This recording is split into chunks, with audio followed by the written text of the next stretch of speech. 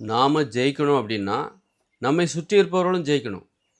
நாம் மட்டும் தான் வெற்றி பெறணும், மற்றவங்கலாம் தோத்துறணும், நாம் மட்டும் தான் வாழணும், மற்றவங்கலாம் சாகணும் அப்படின்னு நீங்கள் நினச்சிங்கன்னு வச்சுக்கோங்களேன், உங்களை என்ன ஆகுனா நீங்கள் மட்டும் ஜெயிக்கிறீங்க, மற்றவங்கள ஜெயிக்கிறதுக்கு நீங்கள் எதுவுமே பண்ணலை அப்படின்னா, இந்த தோல்வி அடைந்தவர்கள்லாம் என்ன பண்ணுவாங்கன்னா, ஜெயிக்கிறவங்கள முன்னேற விட மாட்டாங்க, ஜெயிக்கிறவங்களுக்கு இடையூறாக இருப்பாங்க. நாம் மட்டும் படிக்கணும், மற்றவங்க படிக்கக்கூடாதுன்னு நினச்சா என்ன ஆகும்? நீ படிச்சிருவப்பா. அதே நேரத்தில் இந்த படிக்காதவர்கள் என்ன பண்ணுவான், அவன் வந்து தவறான வழிக்கு போய் நாளைக்கு குற்றவாளியாக மாறிடுவான். போதை பழக்கங்களுக்கு அடிமையாகி நம்ம படிக்கலையே, சரியாக படிக்கலையே அப்படிங்கிறதுனால என்ன பண்ணுவான், போதை பழக்கங்களுக்கு அடிமையாகி குற்றவாளியாக மாறி நீ ஜெயிச்சிட்ட, படித்து முடித்து நல்லா ஜெயிச்சிட்ட, உன்னை வந்து வாழ விட மாட்டான்.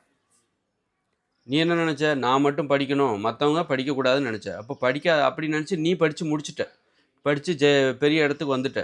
கடைசியில் என்ன ஆகும் அப்படின்னா, நீ யாரையெல்லாம் படிக்கக்கூடாதுன்னு நினச்சியோ, யாரையெல்லாம் முன்னேறக்கூடாது, ஜெயிக்கக்கூடாதுன்னு நினச்சியோ, அவர்களெல்லாம் போதை பழக்கங்களுக்கு அடிமையாகி குற்றவாளிகளாக மாறி விடுவார்கள். குற்றங்களை செய்ய ஆரம்பித்து விடுவார்கள்.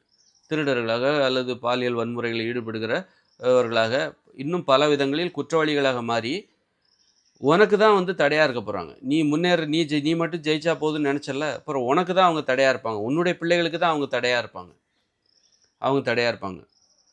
நாளைக்கு வந்து அவங்க வந்து மாதிரி படிக்காதவங்க, முன்னேறாதவங்க இவங்கெல்லாம் என்ன பண்ணுவாங்க, குற்றவாளிகளாக மாறி பாலியல் வன்முறை, பெண்களுக்கு இங்கே ஒரு பாதுகாப்பற்ற சூழ்நிலை உருவாக்கி, நாளைக்கு உன் பிள்ளை ஒரு பெண் பிள்ளையாக இருந்தால் அந்த பிள்ளைக்கு பாதுகாப்பு இல்லாமல் போவதற்கு இவர்கள் ஒரு காரணமாக இருப்பார்கள். அப்போது இவங்க வந்து ஜெயிக்கக்கூடாதுன்னு நினச்சல, அந்த நினப்பு தான் இன்னும் உனக்கு எதிர்காலத்தில் பாதுகாப்பு இருக்காது. நீ மட்டும் நல்லா இருக்கணும், மற்றவங்க நல்லா இருக்கக்கூடாதுன்னு நினச்சா உன்னால் இங்கே பாதுகாப்பாக வாழவே முடியாது. அப்போ எல்லாருமே நல்லா இருக்கணும்னு நினச்சா தான் உன்னுடைய எதிர்காலம் பாதுகாப்பாக இருக்கும். அப்போ அதுதான் ஒரு புத்திசாலி என்ன நினைப்பாங்க, நாம் ஜெயிக்கணும் அப்படின்னா எல்லாருமே ஜெயிக்கணும், நாம் வாழணும் அப்படின்னா எல்லாருமே வாழணும், நாம் மட்டும் வாழணும், மற்றவங்கெல்லாம் வாழக்கூடாதுன்னு நினச்சா அப்படி வாழ முடியாதவர்கள் என்ன பண்ணுவாங்க, வாழ்கிறவங்கள வாழ விட மாட்டாங்க. அப்படி ஒரு கூட்டம் வந்துடும். வாழ்கிறவங்களே வாழ விடாதபடிக்கு ஒரு கூட்டம் கூடிவிடும். அதுதான் இந்தியாவில் நடக்குது. இந்தியாவில் என்னென்னா, நாம் மட்டும் படிக்கணும், நாம் மட்டும் நல்லா இருக்கணும், மற்றவங்க நல்லா இருக்கக்கூடாது அப்படின்னு நினைக்கிறனால தான் இங்கே வந்து பார்த்தா படித்தவங்க ஒரு கூட்டம் இருக்குது, படிக்காதவங்கன்னு ஒரு பெருங்கூட்டமே இருக்குது. எழுத படிக்க வாசிக்க தெரியாத பெருங்கூட்டம் இங்கே கோடிக்கணக்கான பேர் இருக்காங்க. அது காரணம் என்னது, இந்த இந்தியர்களின் மனப்பான்மை தான். நாம் மட்டும் படிக்கணும், மற்றவங்க படிக்கக்கூடாது. இங்கே பார்த்தா ஒரு நல்ல பெரிய பணக்காரங்களும் இருக்காங்க, ஏழைகளும் வறுமையில் வாடுகிறவர்களும் இருக்காங்க. காரணம் என்ன, அப்படி நினைக்கிற மக்கள் இங்கே இருக்கிறனால தான். இப்போ வெளிநாட்டில் 100% கல்வி தகுதி இருக்குது, எழுத்தறிவுலாம் இருக்குது. ஒரு ஜப்பானில் போனால், ஒரு ஃப்ரான்ஸில் போனால் அங்கே எல்லாருக்குமே எழுத படிக்க தெரியுது, நல்ல ஒரு படிப்பறிவு திறன் உடையவர்கள் அங்கே இருக்காங்க. அப்படின்னா என்ன அர்த்தம், அங்கே இருக்கிற மக்கள் அப்படி நினைக்கிறாங்க, எல்லாருமே படிக்கணும்னு நினைக்கிறாங்க. நாம் அப்படி நினைக்கிறது இல்லை. அதுதான் இங்கே விளைவு. நம்முடைய நினப்பு தான் இங்கே வந்து விளைவாக வெளிப்படுகிறது.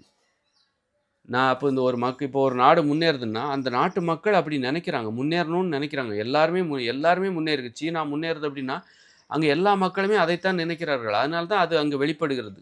நீ என்ன நினைக்கிறியோ அதுதான் அங்கே நடக்கும். பெரும்பான்மையான மக்கள் அங்கே என்ன நினைக்கிறாங்கங்கிறது, இப்போ இந்தியாங்கிறது இப்படி இருக்குது அப்படின்னா மூட நம்பிக்கைகளில் இருக்குது, நிறைய பேரால் முன்னேற முடியல, ஏழையாக இருக்காங்க, ஜாதி வரி பிடிச்சவங்களாக இருக்காங்க, வாழ முடியாமல் கஷ்டப்படுறாங்க அப்படின்னா அதற்கு காரணம் இங்கு நினைக்கிறார்கள். இப்படித்தான் இருக்கணும்னு நினைக்கிறாங்க. அதனால தான் அப்படி இருக்குது. அப்போ அவங்கெல்லாம் என்ன வந்து நம்மளை அதாவது ஜெயிக்கிறவங்கள வாழ விட மாட்டாங்க. நீ தான் நினச்ச படிக்கக்கூடாது, அவங்க முன்னேறக்கூடாதுன்னு நினச்ச, அவங்க தோற்று போகணும் வாழ்க்கையில் அப்படின்னு நினச்ச. அந்த மாதிரி படிக்காதவங்க, நீ நினச்ச மாதிரியே படிக்காத ஒரு கூட்டம் உருவாகி விட்டது, தோற்று போகிற ஒரு கூட்டம் உருவாகி விட்டது. வாழ்வில் தோல்வி அடைந்த லட்சியம் எதுவுமே இல்லாமல் வாழ்வில் தோற்று போனவங்க, மூட நம்பிக்கை உள்ள ஒரு கூட்டம் அந்த மூட நம்பிக்கை கூட்டம் உன்னை வாழ விட மாட்டார்கள், உனக்கு இடையூறாக இருப்பார்கள். அவர்கள் போதை பழக்கம் குற்றங்களில் ஈடுபடுவார்கள்.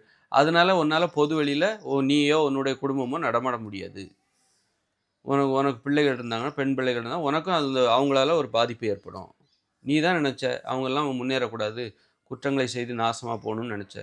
அவங்க அதுபோல் நீ நினைத்தது போல் குற்றங்களை செய்கிறவர்களாக மாறிவிட்டார்கள். போதை பழக்கங்கள் அடிமையாகிட்ட. அப்படி அடிமையானவர்கள் நாளைக்கு உன்னுடைய குடும்பம் இங்கே நடமாட முடியாதபடி பண்ணிடுவாங்க. நீ சுதந்திரமாக நடமாட முடியாத மாதிரி அவங்க செஞ்சுருவாங்க.